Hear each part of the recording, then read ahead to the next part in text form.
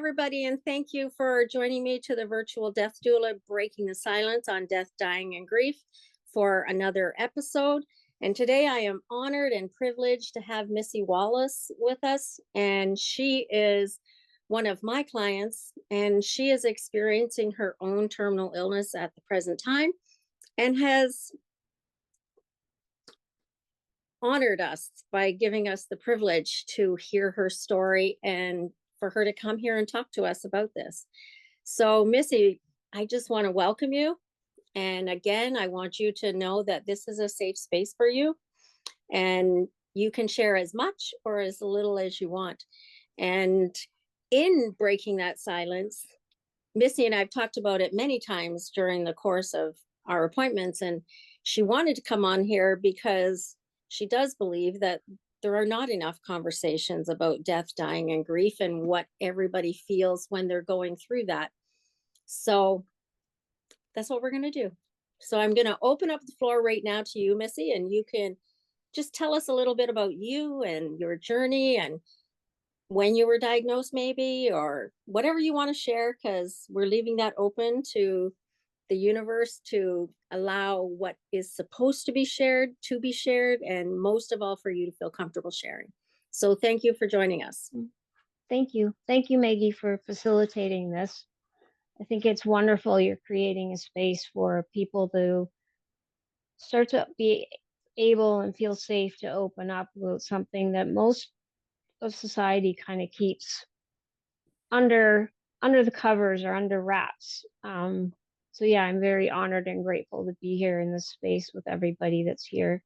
Welcome, Thank you. everybody. Yeah, so where to begin? I probably beginning of my diagnosis. I wasn't well for a couple of years before actual diagnosis, which happened in 2018. Um, just generally not feeling well, the flu kind of symptoms that didn't necessarily point to cancer specifically.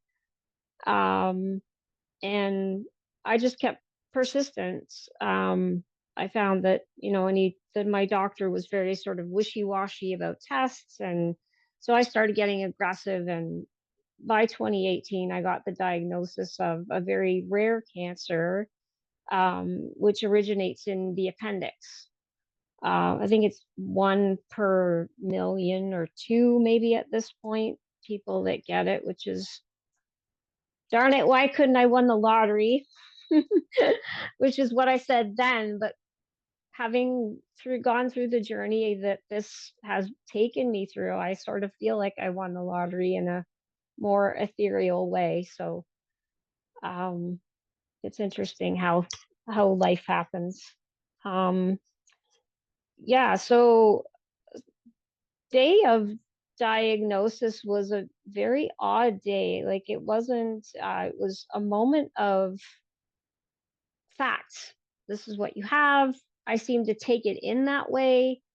I didn't get emotional. I was just, I think, numb and not sure what I was hearing was actually for me.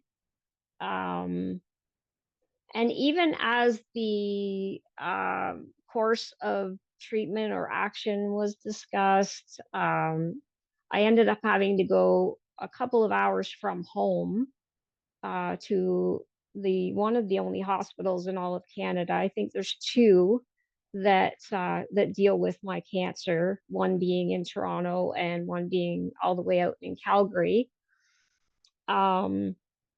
So yeah, I think even through all of those appointments back and forth, what are we going to do? How can we approach it? I was still just determined, okay, I've got to do this. I've got to get through it. Let's do it. So head down, went through, I had a couple of big surgeries in 2018. The first was removing my appendix in June of that year. And then in October of that year, they call it mother of all surgeries. It was about a 15-hour surgery. And my cancer pathology is a low grade, very slow growing, which is part of why I'm sitting here today. Um, the other part of that is regular chemotherapy, radiation, they don't work with this kind of cancer. So my only option was this big surgery. Um, and basically they manually try to remove what they can out of your abdomen. So cancer starts in the appendix, it bursts the appendix and then spreads throughout your abdomen. Um, so they went in and they took out what they could, which included my spleen, my ovaries and tubes. And then they circulate a 45-degree chemotherapy concoction all through your abdomen, hoping that that heated chemo will break through anything they could not manually remove. Um, Rinse you out and send you on your way. Um, so I think I recovered in about 9 days, which is amazing. Very, again, just determined, get up, I'm going to do this, I got to walk. Um, and just kept praying that whatever was left in me would go. Um, I strongly believed for at least 2 years after going through that surgery that I was going to be one of those ones that beats it. Um, but unfortunately, slowly things started to grow back, and I was no longer a candidate for another surgery.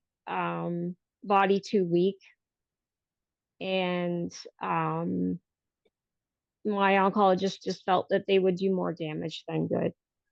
So that's, I think, at that point when the reality really kind of started to set in that, okay, this is not going in the direction I thought. So we've got to, how do we pivot? Um, with the oncologist, we worked on ways to help with symptoms. I started to develop, I couldn't eat very much, very specific diet, probably for about a year and a half. I lived on salmon, baby spinach, and mashed potatoes. Um, and that graduated to just potato chips, I think, for 6 months, which a lot of people be like, yay, potato chips. But yeah, they kind of ran their course. Um, and then it became I couldn't eat anything solid without going through a lot of pain and nausea. Belly started to get large. Um, so in 2022, we decided to put me on a feeding tube. So I carried around a backpack with me 24/7, and it fed my body. Um, and I played around in that time with candies, anything I could to kind of increase my um, caloric intake, and just have some fun. I mean, we don't, I think, realize um, how much importance and how social and what food gives us in a day. So to, Absolutely. yeah, it really, I think that's probably one of the hardest things that I have had to accept, let go, that kind of thing. So, yeah, last year, so I got about a year, no, 2 years out of my feeding tube, before it also started to not be an option. So again, disease progression, it's taking over my belly. So peristalsis, digestion, all of that is minimal at this point. So in November, I was put on TPN, which is an IV nutrition. So my body is fed bypassing my digestive tract totally. I hook myself up at 8 or 9 at night and it runs for 12 hours. I unhook myself and it gives me enough gusto to get through the next 24 hours till I hook myself up again. So that's where I'm at this point. Managing symptoms, comfort care, um, still doing the nutrition. I'm certainly not ready to throw down my towel. Um, yeah, and I fight through each day as best I can. And yeah, Maggie gave me this awesome spoon analogy. So each morning I wake up and see how many spoons I have in my drawer that day. And if I only have one, then that's my energy bullet to do whatever I feel in my heart and soul I want to do that day or accomplish or need to for that matter. So, um, yeah, What is yeah. the emotional journey of this like for you? Wow. All over the board. I went from the numbness that I talked about in the beginning, knuckling down, determined, to angry, really, really angry, um, and sad. Um, each stage of this disease has brought loss of some form or another. So it's not only accepting the shorter term of my lifespan, it's accepting the daily losses that come with the disease. So, real roller coaster of emotions. In one day I could be, angry and frustrated and upset in the morning, and 2 hours later be quite calm and peaceful about where I'm at. Right. So, you know, it, yeah, I So you're telling us decided, then that it isn't a straight line of no, emotions. There's no, no box to tick off of, okay, I've taken care of the anger, I've taken care of the grief, I've taken care of this. It's not a ticking off of those boxes. It's no, like you said, in any one day, you can feel a multitude of emotions. yes. And that's okay. Mm-hmm. Mm-hmm. Yeah, I've learned you can also have two emotions at the same time. It's okay to be angry and sad at the same time, accepting and not at the same time. But it's taken a lot of work to get there with Right. my emotions. Um, it's yeah, a lot of work. It's not just okay, yeah, I accept it and I'm peaceful about it and off I go. It's a lot of self-reflection and journaling and talking to people and sitting a long periods of time with myself, reflecting where am I really at? What do I do with all of this? Um, and those emotions are for myself, but also all of my loved ones around me, watching how that this has affected them and not being able to control any of it. Um, Sometimes not even being able to soothe them or have the answers that they need. So yeah, yeah, it's And you and I have had many conversations about the emotional journey of this and allowing those emotions and not judging them, letting yes. them just be what they are at any given moment. And Mm-hmm. that you're not responsible for your family, for your loved ones, even though you want to be, because we're nurturers by design. We are Yeah. nurturers. Yeah. But this journey is everybody's. Yes, you are the person who has cancer, but the whole family is experiencing this journey of cancer.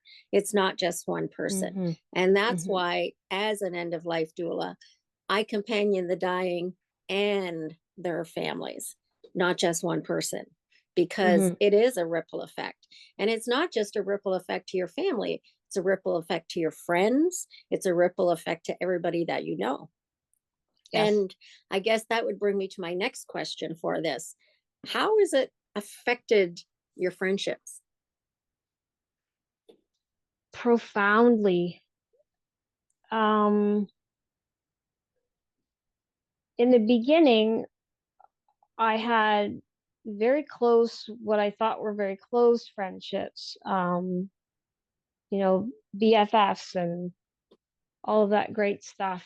Um, but it's very interesting what happens with people that care about you, and I have to believe they do on many levels. Watching you suffer, watching you go through sometimes horrible situations, and just simply watching you try to struggle through your illness. Um, some of them have walked away, um, which has devastated me in moments. Um, but again, as I do the self work, I've kind of somehow found a way to try to understand. Hmm. Um, they're them, and that's what they need to do for them. It doesn't mean that they don't love me. No, We never had that conversation, so you and I I have I had don't that want to assume that. conversation. Hmm. Yeah. That, Yes. you know, their discomfort with your disease is how they feel about it. And which is Yeah. why we're here today having these conversations, because how uncomfortable somebody is with your disease is not on you. How Right. uncomfortable somebody is with your disease is for them to work out in their own journey. And Hmm. that's Hmm. where, yes, I fully agree with you. They do still love you. They just don't know how to, Right. because it hurts so much to see you go Yeah. through this. And some people are not able to stay around for that. And Hmm. it's imperative for you to remember that. And I think it's also beautiful that you do know that they still love you, Hmm. that they Hmm. just can't handle this journey in their own body, in their own space. And that's the reason that I created this space, is to help people in this, Hmm. because I believe the more that we make this topic less uncomfortable, the more that we can support people with chronic Exactly. illness and people who are dying, Yeah. because they need our support. You Yeah. need our support. Now, I want to touch on as well Mhm. what kind of influence you have had on other people in your Mm. life. And I can tell you, of the people that are here, they would have probably agree with me that you have made profound impacts in people's lives with your journey. I know you and I've talked about it quite a bit, and you don't always see that, and you don't always No, I don't. understand the impact that you do have on people's lives, and that your life matters, and you're still impacting people's lives now. What do you Mm. think about that? Before I answer that, I just want to go back to our previous Sure. question, comment, conversation.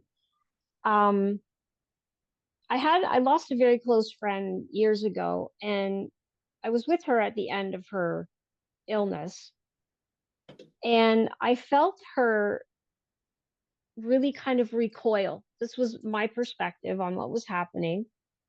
She was palliative, people coming and going, PSWs, nurses, busy. It would have been busy. I would not have known that, her level of busy. I would not have, I was, I didn't know really what her inner world was like. I only knew that I wanted to be there, and that was that. So I remember feeling a little bit torn and or hurt, one in how to approach her, to spend more time with her, and questioning why she wasn't reaching out more, didn't leave me a trinket of something when she died. Um, yeah, we really, I mean, the last time I saw her, she was palliative sedation in the hospital. So we, there's minimal interaction. And now I'm in that seat, and I'm understanding that where I'm sitting. I would love to have 24/7 energy and hours for all the people I love to come and go and hold space for me and hold me and be here, but it's exhausting physically, mentally, emotionally, Hmm. and it's darn busy. Like it's, you know, um, being ill is not, you don't get to just lay in your bed and kind of succumb to the illness. You have people coming, going to take care of you, and the phone ringing and appointments and, um, just navigating all of that. So I just wanted to say, like, if people ever feel, hey, wait a minute, like you're dying and I really want to spend time with you, voice that. Even if it comes out that plain Jane or, right from the hip, Kurt, because I guarantee you that person that's dying feels the same way. They just can't express it. There's just too Right. much happening, too much going on. And they're also in self-preservation mode on some level. So, yeah, sorry, I wanted to kind of put that out No, there. that's Sort of the other half of the coin, right? no, that's a good point to make. That is absolutely a good point to make Yeah. because we sometimes forget that dying people don't have the same energy that we do Mm-hmm. and Mm-hmm. aren't able to voice what they need in the same way that we can't voice what we need. Yeah. And that's where I always encourage open, honest conversations that even crying is allowed Yeah. Yes. Yeah. because open, honest conversations let people know that. Like if your friend had been able to say to you, I want you here, but I just don't have the energy, you wouldn't Mm-hmm. have that feeling of she left me. Mm-hmm. Mm-hmm. And Yeah. where if Yeah. she had told you what you're feeling now of there's too many nurses and appointments and PSWs and people poking and prodding at me, I don't have the space for it. I don't have Yeah. any spoons for Yeah. visitors. Yes. Yes, exactly. Yeah. You would understand that. 100%. Yeah. Yeah. Yeah. Um, so back to how I impact people even today. I still feel very awkward talking about this. Um, Well, and you don't when have to if you don't like want to. yeah, no, it's okay. Because I have been chewing on it quite a bit lately. I think when we're healthy, quote unquote, and we're giving people, there's a mold or a stereotype we fall into in what that giving and being there for others looks like. Whether it's sitting on the phone, it's going, doing, being, seeing, giving of yourself, Right. um, physically, emotionally, etc. So now, because I maybe only have one spoon in my drawer that day, I'm not able to do those things. I'm not able to drop everything and drive to a friend's place and show up with flowers or whatever I would do. Um, but I can listen and I can share some of the things that I've learned um, in my journey through meditation and a lot of time spent by myself, with myself, learning about how I process things and how I don't. I can just have a conversation about a memory I have, which, Hmm. might brighten their day. Um, so I think that's how I'm giving. I think that's the shift that is has started happened a while ago, but I didn't notice it. In the way that I give and I show up for people. Hmm. Can I share with our listeners what I watched while you were in the hospital? Yes. Yeah, sure. Mm. I would go, well, number one, I learned how to ride the subway because Missy was in the hospital in Toronto, which was a huge accomplishment for me. Her husband was a great teacher and taught me how to do it. And I did that and moved on and went to visit her there. And every single time I went to visit her in the hospital, she had a different roommate. People were coming and people were going. She's the only one that was there so long. And one day when I was there, a lady beside her was leaving and going home. And she came around the curtain and asked if she could say goodbye. And she started crying. And I was able to witness her expressing to Missy and to me how much it meant to have Missy in her room, that Missy was a light. And that's what I see in Missy, that Missy doesn't always see herself. Her light shines because cancer can't take that away from her. Cancer can take her body, and in the end, cancer can take her life. But cancer doesn't get to take her light. And I witnessed every single time I went to see her at the hospital how much she was impacting the people that were there. And I want you to remember on those days that you forget and you don't have very many spoons, that's how you impact people. It's not by making them a meal or sending them flowers or things like that. It's by your light shining. Mm. And your light shines bright, honey. Your light shines bright. Thank you. So before we open it up to questions, if people have questions, I wondered if we could touch on a topic that you and I talked about a few weeks ago of what has cancer given you?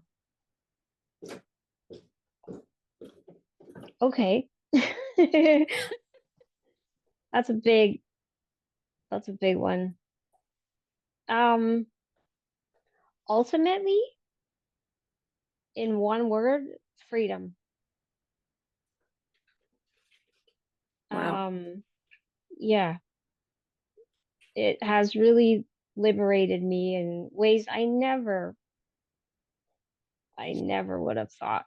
I growing up and I think this is for a lot of people, we work so hard to go and do and be and see and fit into molds and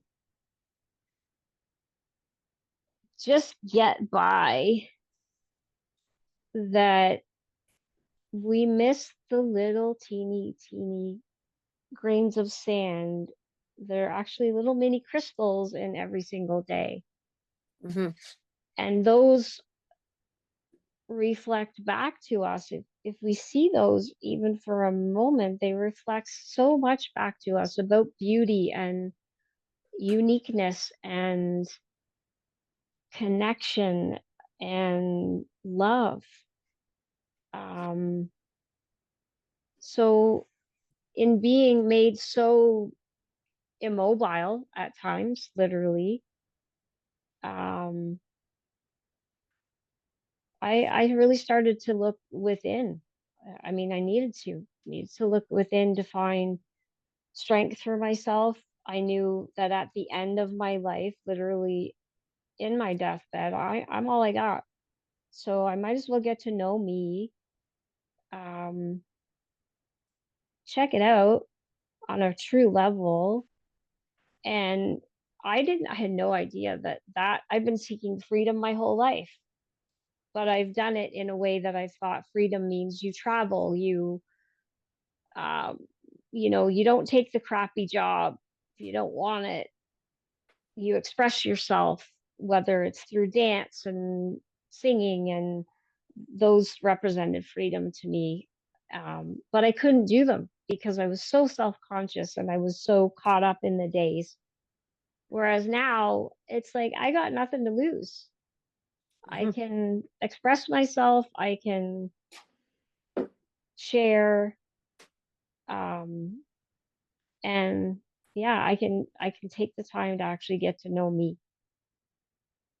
So yeah, freedom. It has given me a crazy level of that. Wow, that's incredible. That's incredible. So for that listener, because I know when you and I talked about this, your intention was to help one person who might listen to this, who maybe does feel alone and doesn't know what to do. What is the one thing that you would like to say to somebody who is maybe just today getting a diagnosis like this?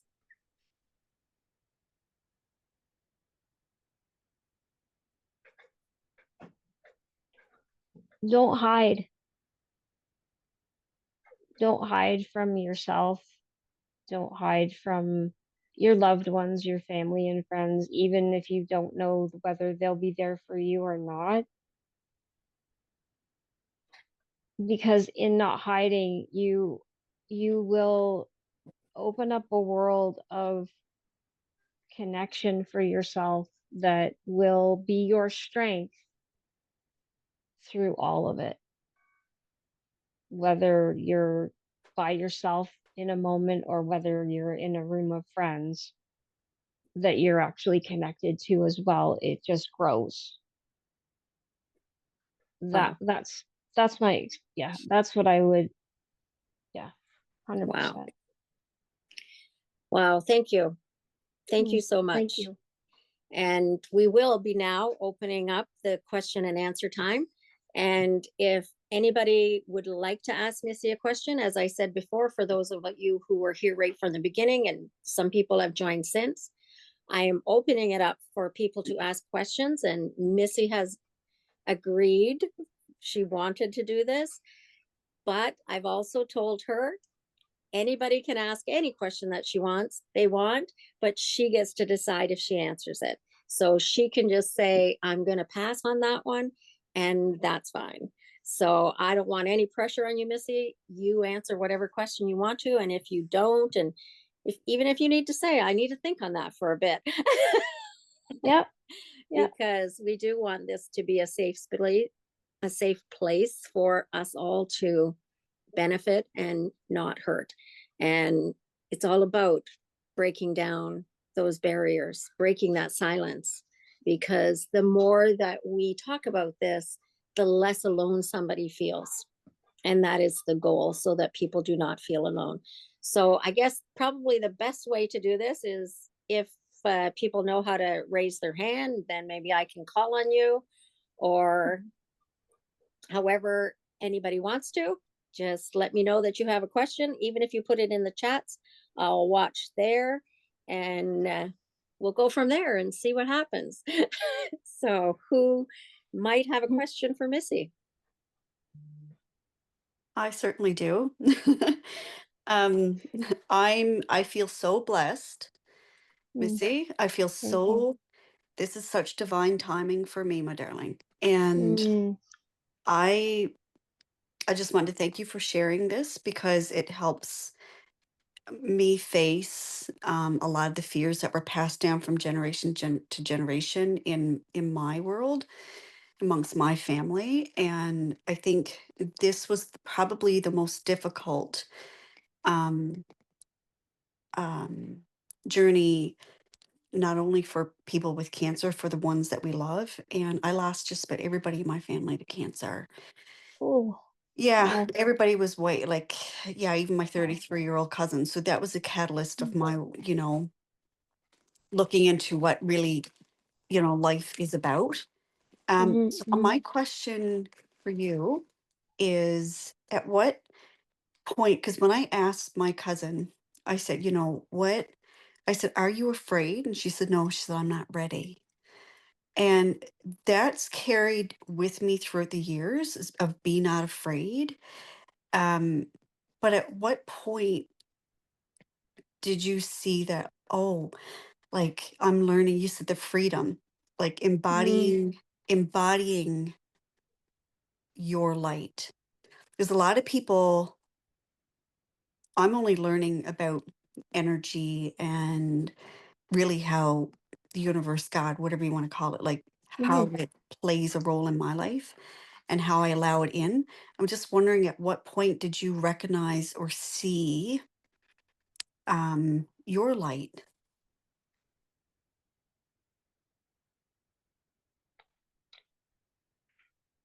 I oh, there are still times that I don't.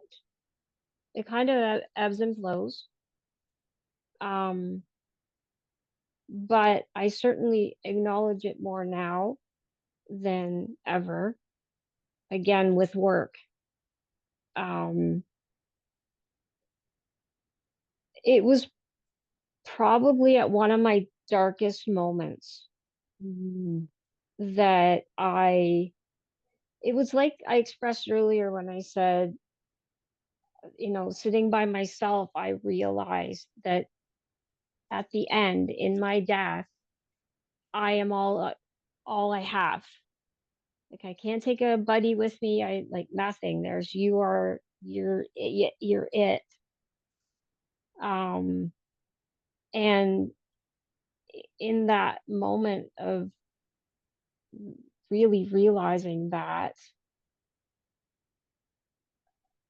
I started to look at myself and what it is that I have already in me that is going to help me get there. It's going to help me get through my mhm, transition. It's going to get mhm, me through even the hard times that are leading up to it. And it ultimately, if I had to express it in one word, it is my light that is what's mhm, going to get me there. mhm. Um, like an actual timeline of when I realized that, I think that would be very different for everybody. In months, days, weeks, I'm talking like an actual, our humanisms, putting it into a physical timeline. Mhm. Um,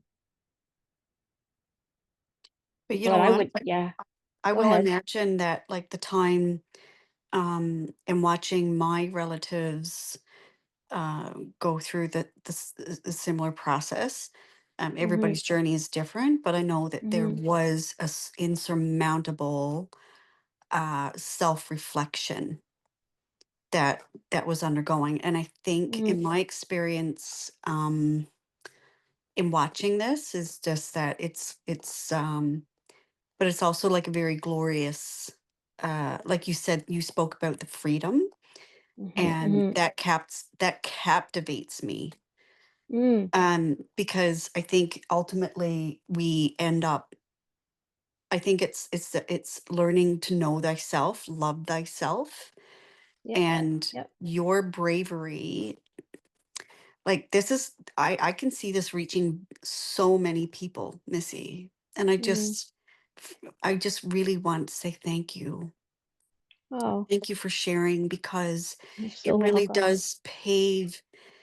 It's such sacred work that you're doing. It's sacred work.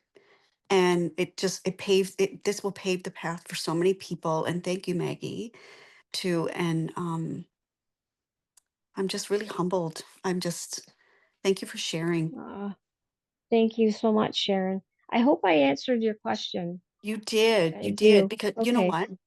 And it's not, and I feel, and what I'm seeing, or what I'm hearing from what you're saying, is that, especially when it comes to our loved ones, like, what I've learned so far is that the depth at which we grieve, we also love. So that is Yes. such a heavy, heavy. So it's just like, okay. And you said, about the light, like, the darkness, that's where the light will shine, Mhm. and that's Mhm. what you're doing now on a topic that is deemed as dark, which Yeah. is not, because it's two in one, but we just don't, it's for me, I see, even just connecting, like, with your beautiful light, like, it just helps me to see. So it Okay. helps me to see that That's correlation beautiful. between being connected, right? So Mhm. I just honor you. Oh. Just thank you. Mm. That so Well, answered thank my you. question. Thank you. You're very welcome. Thank you for sharing. Thank you, Sharon. Anybody else? I don't know how to raise my hand on the computer, so It's okay, you did it. You got it. hello, Missy. Hello, Hi, everyone. Anne. Missy, Hello. about 3 or 4 questions, and you answered them all. Just by Oh, okay. I already knew those questions, I guess. All right, so I'm really happy. But I did want to say this comment, and thank you for allowing us to talk and have these thoughts without guilt, without worrying about we're saying the wrong thing or we shouldn't say this, or I'm just feeling comfortable right now. And I really appreciate that. And thank you. Oh, And the next oh. thing I want to say is, way to go, girl. I mean, yes, you are dying, but you're not dead yet. Mm-mm. Nope. Unbelievable. Nope. Spirit has given you this gift of cancer. Mm-hmm. Yeah. Through it, how your mission on earth right now is helping so many of us. Mm. And there's the one thing of being able to talk about death and not being taboo, and just saying that, yes, you are, how do I say this? You have cancer. Mm-hmm. Body, your earthbound body is nearing its end of use, but your soul is just starting to soar. And I think Mm-hmm. what she said, the comment, that's what we're feeling, is your soul. And it's not like, not to leave us depleted. Like, I'm energized. Wow. Wow. Oh, thank you. I'm saying you, but saying thank you for living and showing us that living through what you're doing right now, but you're still giving us life and hope that whatever experience or ordeal or adventure we go through in the future, I know for a fact I'll be thinking of you. Yeah. Oh, Anne. Thank you. Thank you for that. Really. Thank you. I really admire you and appreciate you. Thanks. Thank you so much. Thank you, Anne. And I think the one thing we can point out too, Missy, is that all of the people who are here tonight and all of the people who will hopefully hear this, one thing they won't be afraid to do is to talk to somebody who's ill. They won't be afraid to have a conversation with somebody that they love. Yeah, just because of this conversation. That's my hope. It really is. The importance of even just touching their hand when a person's dying, like, or deep eye contact. There's so much that, as you know, Sharon mentioned earlier, like darkness around people dying and illness, and we're all humans, whether we're dying or we're living. So that's why I say to the dying, or anyone that's struggling on a really deep level, like, don't hide, because in not hiding, you open up just a little bit of a door that a hand will come and touch you, or somebody will look at you and they're probably feeling not too different than you are. Mm-hmm. So yeah, I really hope that people see to not be afraid, and to not hide. That's such an oxymoron, hey, though. Like Mm-hmm. with because some people are afraid to live and some people are Totally. afraid to die, Yes. Yeah. transition. And but I love that. I love that you created this space to send a ripple effect amongst other Mm. people and Maggie, to take the stigma out and to not be afraid of it, because that's, and I'm sure you've experienced it. Yeah, like, as much as there's fear in life, there's love, so Mm-hmm. it's just like, and I Yes. had a message Yeah. from one of my friends the other night, and she said, like, it just came from out of the blue. And she said, Mm. it doesn't matter how weird it sounds, just tell people you love them, because Yeah. love is Yeah. all there is. That love Yeah. there, and it's I'm just blown right out of the water by your bravery and your courage. And yeah. Mm. Thank you. Anybody Thank else you, have any Sharon. questions? Yeah.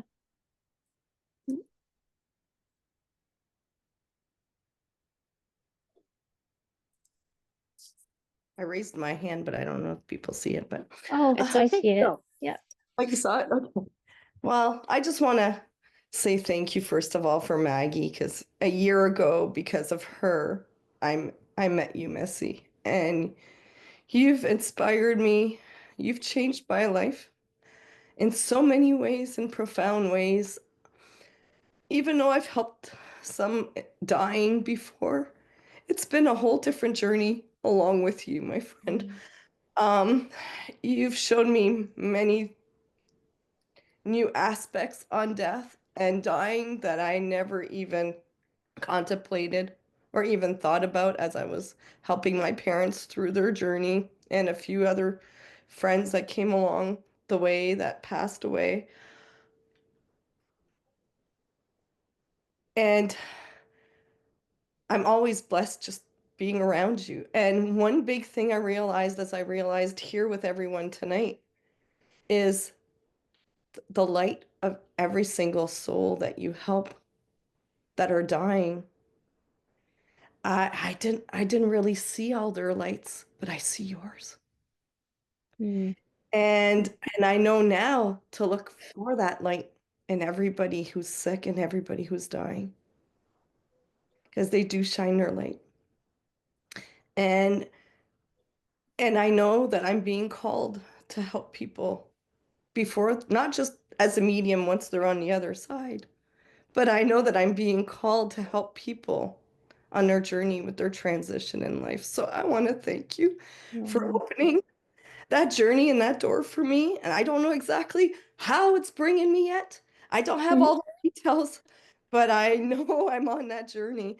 And I'm so blessed to have had your friendship along this journey. And I'm so grateful for you. And I'm so happy to see a lot of the others that are in my groups here supporting you tonight too. So, Mm. because you, like I said, you mean the world to us. We send love and light to you when we know we need that. I send it out to people, and I'm so happy that you even ask, because you know that group prayers and group healings and light could make a difference. And that's a Mhm. gift in itself, because not all the dying want prayers or want that light Right. and love towards them, because some of them they want to be on their own and they Yep. their own suffering. So thanks again. And I love you. Oh, oh, Melanie, thank you. I love you too. And we are all living proof that you don't have to know how to do things to do them. When you feel in your soul to do something, sometimes the only thing you have to do is say yes to your soul. And the universe has to figure it out, or whatever you want to call it, has to figure it out. You just say yes.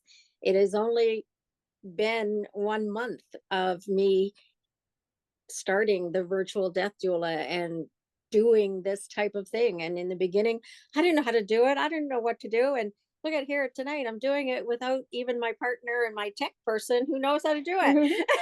So, all of you, you don't have to know how to do things. You just have to listen to that intuitive voice telling you what to do and take one foot in front of the other. And just like with you, Missy only needs to do one moment at a time. She doesn't have to do the whole journey today. And we talk about this. We have to stay in the moment. And it's never been more important than in this part of a journey to practice mindfulness, because this moment is all we have. And when you don't know how many more moments you get, it's like Missy said about seeing the sparkle in that grain. You have to look for what you have in every single day and every single moment. And that is what I see in you, Missy, is you live for the moments, not the amount of days that you have left. And you live for the moment that you're in. And that's powerful, because it does cause your light to shine brighter. Yeah. Thank you. Yeah. Anybody else have any questions before we wrap this up?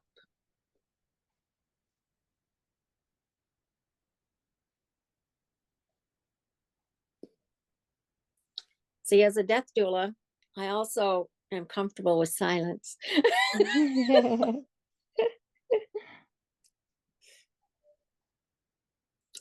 But we won't keep everybody here any longer. Our hour is almost up. So I will say again, thank you, Missy, for breaking the silence a little bit at a time. You've taken that little hammer and you're chipping away at that silence that says, no, we can't talk about death and dying. We can't talk about grief. No, don't talk about it. It makes me uncomfortable. And you tonight have chipped away part of that wall. And hopefully we will see it crumbling more and more and more every day. And I Yes. thank you. Wow. I completely thank you for doing this.